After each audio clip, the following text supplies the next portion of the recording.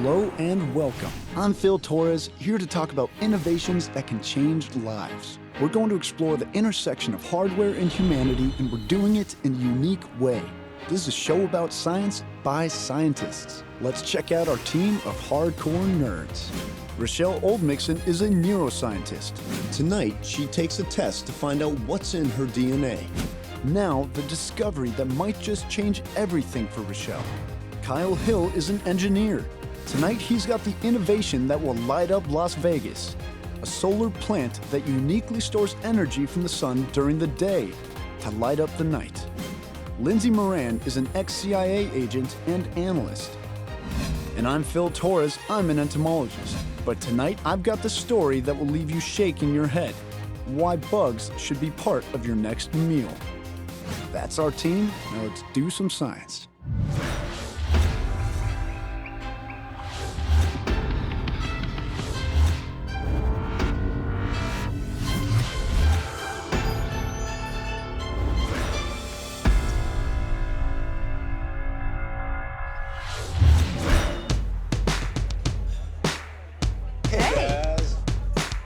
Welcome to TechKnow. I'm Phil Torres, and today I'm here with Kyle, Lindsay, and Rachelle. Now, we're going to start with the story on how we can use our DNA in medicine. Rachelle, what do you have? Yeah, so I submitted my DNA to a company called 23andMe, and they tested about 300 different points for different medical indicators and also some of my ancestry. So why don't we go ahead and see what we found out?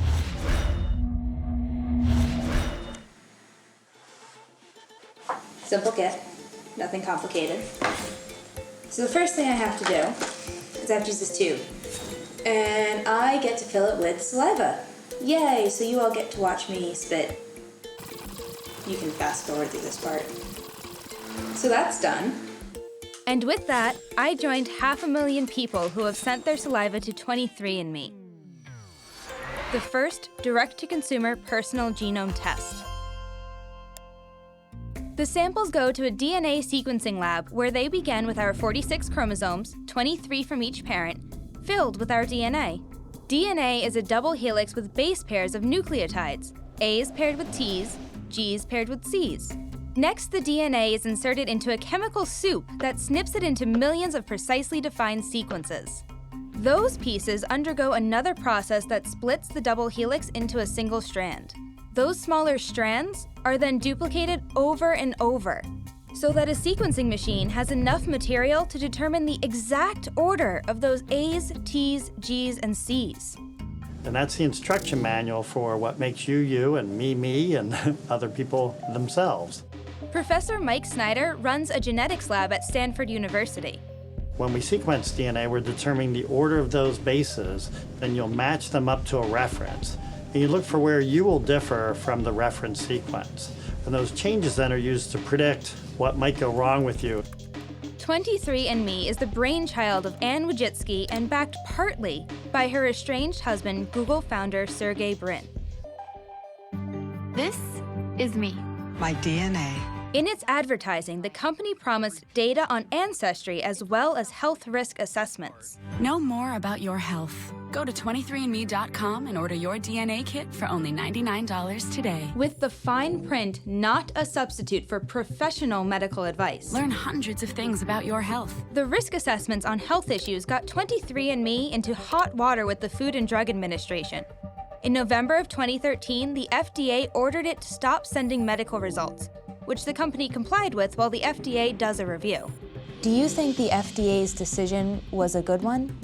Yeah, I do think it was a good decision. Stanford law professor Hank Greeley is a bioethicist. The underlying argument is it's a regulated medical device. You have to show us it's safe and effective. You haven't done that.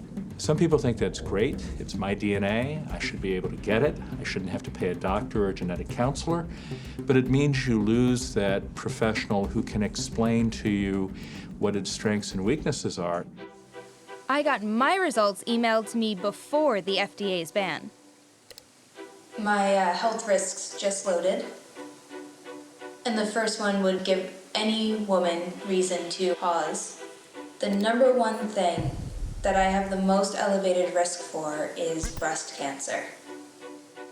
When the FDA ordered 23andMe to stop offering medical results, they also pulled the plug on discussing my results. I'm here with Dr. HOOMAN ALLAYEE to discuss some of my questions at KECK Medicine of USC.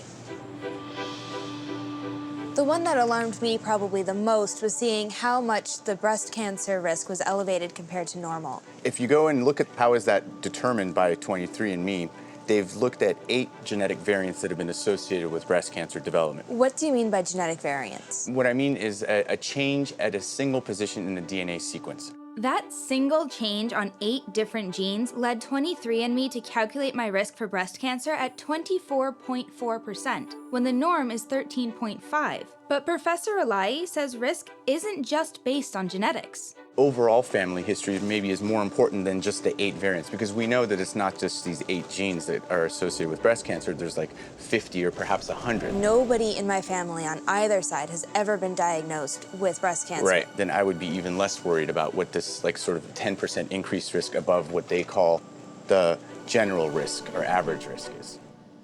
It's still up for debate just how much the $99 23andMe Human Genome Kit is going to change medicine. Over 3 decades ago, the Human Genome Project first estimated that they could sequence a human genome for $16 million. That was a little optimistic. The final cost was over $3 billion. But today, you can have your entire genome sequenced for $5,000 and have it analyzed at a lab a lot like this one. The results of which are far more detailed than what I got from 23andMe. Professor Mike SNYDER runs his lab at Stanford, in part, around himself. I think we've done over 4 years, over 60 samples. SNYDER tests himself at almost obsessive intervals. And this T is a change I have in a particular gene that makes me susceptible to a blood disease called aplastic anemia. But it was one discovery that shocked him. I was found to have a very high risk for type 2 diabetes, and that was not so evident from my family history. I went from about a 26% chance to 47% chance of getting type 2 diabetes. And then 5 weeks later, I went to my regular doctor and had all these tests done again, and sure enough, my glucose level went even higher to the point where I was classified as diabetic. I completely changed my lifestyle. Professor SNYDER says his own story shows the promise of lower-cost DNA sequencing. What implications does that have for medicine?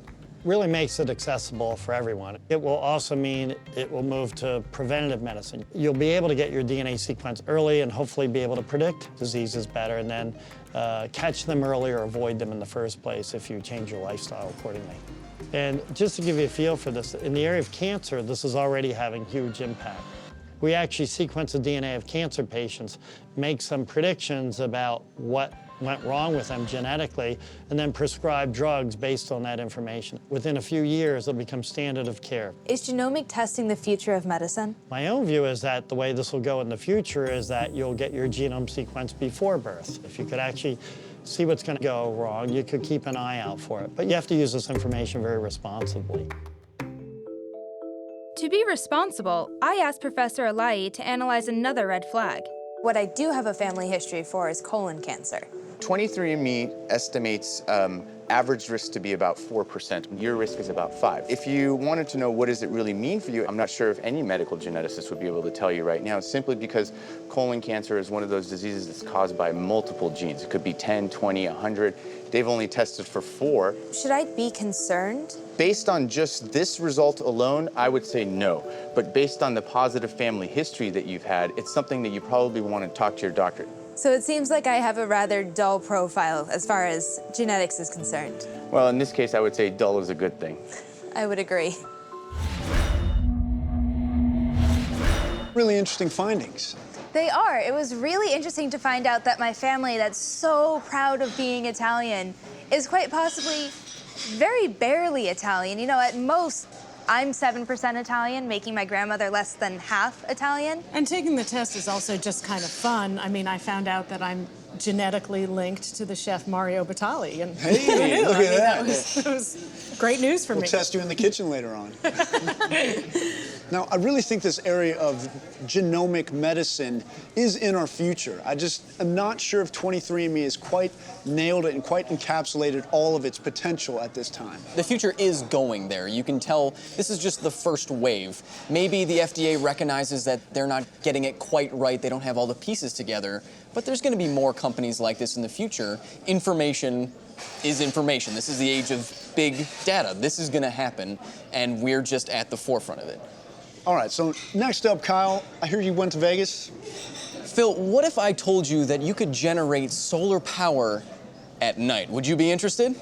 I'm in. So I went all the way out to the desert of Nevada to check out a really cool way to harness the solar energy from the sun, even at night. So you can see here, I'm surrounded 600 feet in the air by 10,000 mirrors, all harnessing energy using molten salt. So if you want to check it out, we can see why the future of energy is going to be so bright.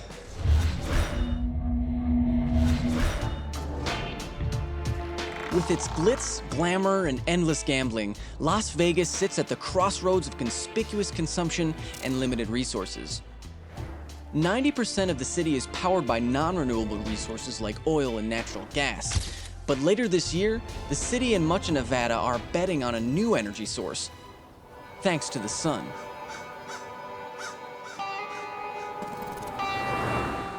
For over 100 years, dusty Nevada towns like Tonopah ran a roller coaster ride of boom to bust. Just 215 miles from Las Vegas, it had one of the richest silver strikes in the West. But eventually, the mines went dry, and by the 1940s, Tonopah had turned into a ghost town. But today, Las Vegas and Nevada are both staking their energy claims on this tiny town. In the Nevada desert, there's no shortage of two things: land and sunshine. The perfect combination for Solar Reserve to set up the first of its kind solar and storage generating plant. Every once in a while, I'll read an article that says, if only we could store solar energy. Okay? Sure. And it's like, hello, we can do that, actually. So we can do that now. Before the Crescent Dunes project, the biggest challenges to reliable solar energy were storage and scalability. Through using molten salt as a storage medium, Solar Reserve found a way to capture and hold concentrated solar power on a commercial scale.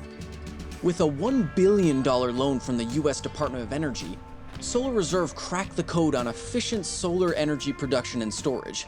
Let's start at the top, specifically a 600-foot tall tower. Here at Solar Reserve's Crescent Dunes project, they're using thousands of mirrors and a little bit of molten salt to provide consumers with clean energy from a near infinite source, the sun.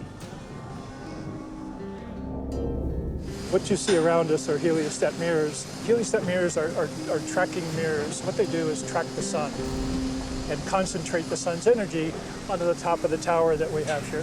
So it's kind of like taking a giant magnifying glass like you did as you were a kid and directing all that sun's energy to one point. Exactly. Of course, accurately tracking the sun here is more involved than my childhood experiments. And these move just a little bit, every few minutes, they move a little bit just to continue to track the sun to make sure we're accurately pointing the sun's beam at the top of the tower. At the heart of this new technology is molten salt, an environmentally friendly mixture of sodium and potassium nitrate. It is used as a heat storage medium in the Solar Reserve power plant. That allows us to store that massive amount of energy in these hot salt tanks. That differs from any other power plant. This is the first of its kind, of its size in the world, which is capable of doing this. Here's how it works. More than 10,000 tracking mirrors called heliostats will reflect and concentrate sunlight onto a large heat exchanger called a receiver. Molten salt is heated to over 1,000 degrees Fahrenheit and flows through the piping. After passing through the receiver, the molten salt then flows through the piping into a thermal storage tank, where the energy is stored. When electricity is required, day or night, the high-temperature molten salt flows into the steam generator along with water, generating steam. After steam is used to drive the turbine, it is condensed back to water and returned to the holding tank. The result? A 100% renewable power plant with zero harmful emissions or waste, with an infinite power source. This plant will put out net power output of 110 megawatts. That's enough to power 70,000 homes here in Nevada. The plant is scheduled to open this year and is about 85% complete. With over 2,000 heliostats left to assemble and install, construction continues at a breakneck pace. They install 60 heliostats a day over 2 shifts. Once in the field, it takes 11 minutes for a heliostat to be installed on its 100-foot base. Emily Deck works at assembling the 3-ton mirrors. Run me through a little bit of what you do to help get this project off the ground. Right now, I'm currently working with the heliostats, the end process of it, when we are securing the screws, the bolts, the thread lock. We're connecting everything and moving it on and shipping it out to the field. It's fast-paced and we're getting them done. Like Emily, William Allen has an important job, one that will likely require a lot of Windex. I think the largest part of our duties will be washing the mirrors, but in addition to that, I mean, they have computers that run the elevation and the azimuth control. There's bearings doing reflectivity tests. You're kind of like the doctor for 10,000 patients out here. 10,347. From our perspective, this, and I think the industry will agree, that this technology really kind of leapfrogs the U.S. into the leadership role in technology. So when we were walking around outside, we saw the history of what started this town. We saw giant mining equipment, and now we see history being made on the other side of town, right? That's really what our history is about. And now we're moving into that next phase, and we're just mining another natural resource, which is the sun. Now, I'm always amazed that somebody even thought of this in the first place.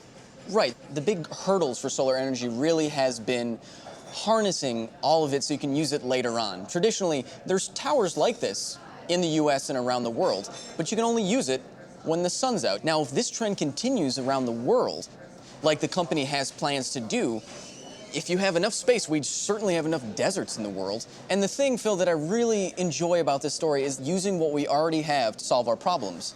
Now, guys, take a look at this. Anybody hungry? Not anymore. I can't say that I am. I'm here to tell you about what I see as the future of protein. It's using insects as food. Let's take a look.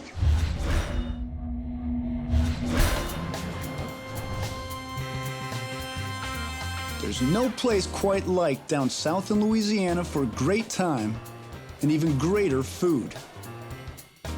But little did I know, my first trip to the Mardi Gras capital of the world would have me eating way more than a shrimp po' boy. Here at this nice museum in New Orleans, in one little area called Bug Appetit, we cook bugs and we serve them to our guests. Here we've got some waxworms with a couple of different preparations, and what we tell our guests is, look, you can just have a little spoonful of them like this and just toss them back. I gotta try this. I'm at the Audubon Insectarium, eating a variety of bugs with an entomophagist. What is entomophagy? What your esophagus is, right? So there's the phagy part, which means to eat, and entomon is from the Greek insects. So entomophagy is insect eating. Just as insects can come in a variety of forms, so can entomophagy. You can eat insects as either your main source of nutrients or it's just a condiment. And you can eat either the larva, the pupa, or the adult. We're about to fry a dragonfly. Now we're about to fry a dozen dragonflies. Perfect. Before you say yuck and reach for the remote, consider this. It's great. 2 billion people are already eating insects as part of their regular diet throughout Asia, South America, and Africa. And there's a very good reason why. So what would you say stands out the most about eating insects nutritionally? Most of the insects that have been assayed in labs have high amounts of iron, riboflavin, niacin, thiamine, phosphorus, and calcium. So you've got a lot of other abundant elements in there that our bodies can use. Bugs are so nutritionally rich that the United Nations released a report this year arguing for increased insect farming worldwide and more bugs in everyone's diet. At the moment, a lot of entomophagists are focused on studying why eating bugs is so good, how to introduce that into mainstream society. What are the potential of this new type of food product? Entomophagists like HARMAN JOHAR believe bugs, especially crickets, are actually the protein hope of the future. and a sustainable one at that. They are incredibly efficient as well. You could take 10 pounds of grain and feed a cow, and you'll get about 1 pound of beef back for your work. Whereas if you take the same 10 pounds, you could get about 8 to 9 pounds worth of crickets in return. And that's because they're cold-blooded, so they don't waste a lot of their food heating themselves up. With the global population expanding to 9 billion people by 2050, demand for meat products is expected to double. There's a visual and almost psychological aspect to it, to trying to overcome eating a cricket. What do you think is going to be the motivator for Americans to get behind this cricket movement? I think it's going to be a lot like sushi. It's a very unique and exciting new culinary experience, as well as the aspect of trying to put this product in the hands of the chefs that the culinary world looks up to. Johar buys some of his cricket stock from a massive-sized cricket farm down in Baton Rouge called FLUKERS. We're one of the few countries that really don't eat insects. If it ever caught on the human side of things, I think it would grow quite significantly and fast. What am I listening to right here? They're rubbing their wings together. I think a big misconception is that it comes from the legs, and it doesn't. It comes from the wings. So this is a room full of, what, 1 million crickets ready to mate? Absolutely. That is the sound of cricket love. FLUKERS produces about 5 million crickets a week in various growth stages. Humans like to consume a cricket at 5 weeks, when the wings are not completely formed yet. When you look at crickets, you don't necessarily think food. But in fact, 100 grams of crickets has about 13 grams of protein and only 120 calories. So think of it as a cricket protein bar. We pull them out of the roaster when they're nice and crispy, and they look like this, smell like a lovely, kind of like a very nutty, very kind of almost a little gamey. It smells pretty good. Yep. Johar hopes to make the culinary world take big notice with an innovative project underway using crickets in a new way. And this is what we're looking for when we're going to be moving to the next level, which is the flour. The real secret lies in the next step, grinding literally thousands of them into cricket flour.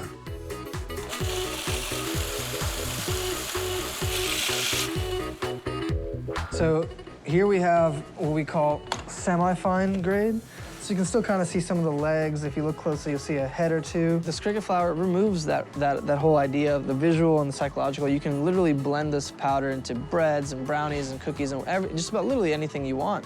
And it provides all the great benefits, all the health benefits, the sustainability aspect of it, without triggering a visual like, oh my God, am I eating a bug right now? What's going on? It's just, no, you're eating a brownie. Our flour turned into a chocolate chip cricket pancake.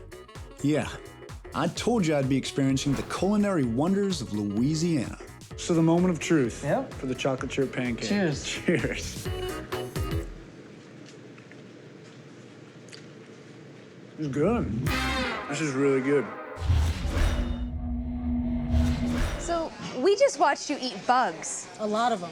Yeah, I had 5 dragonflies that day, and they were all really tasty. And I think, as you guys can see, the data is there to support that we should be eating these things. It's just a matter of kind of convincing the public. What do you guys think? Would you try them? I assume that probably all of us eats a little bit of bug on a regular basis. And I mean, I look at this and think, as the population of the world continues to increase, could this help solve in the future some world food problems? Absolutely. We eat bugs every day. We just don't quite know it. The FDA does set limits on how many insect parts can be in your food, and over the course of your lifetime, you probably eat a pound or 2 of it. But like you said, Lindsay, it's about solving a public problem here. Well, maybe tonight, let's all go out for some cricket tacos. What do you think? Sounds I'm good. there. Excellent. Next week, we will be back with more exciting science in the field here on TechKnow. Dive deep into these stories and go behind the scenes at aljazeera.com/techknow. Follow our expert contributors on Twitter, Facebook, Google+, and more.